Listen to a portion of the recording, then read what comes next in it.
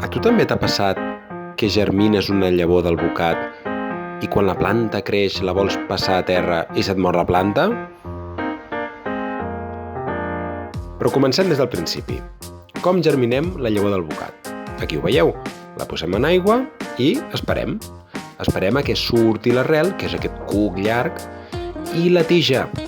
De fet, per passar-la a terra, hi ha qui diu que és millor esperar a que la tija creixi i li surtin fulles, però jo he provat de passar-ho a terra així i m'ha funcionat. El moment crític és, però, quan ho hem de passar a terra. Hi ha molta gent a qui se li mor la planta. Se li comencen a secar les fulles i tot.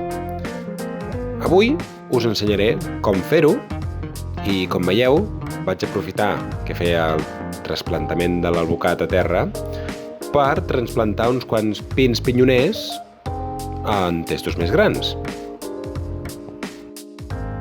Aquestes dues plantes tenen una cosa en comú, i és que no voldran molta aigua. Ara us ho explicaré. Preparar la terra és de les parts més importants. Jo vaig fer una barreja d'humus, de cucs de terra, i terra més aviat seca d'altres testos antics barrejat amb la pedreta aquella blanca, que se li diu perlita. Aquí veieu, primer fiquem una mica de terra dins del test i després col·loquem l'arbre sense tocar massa l'arrel i simplement l'omplim.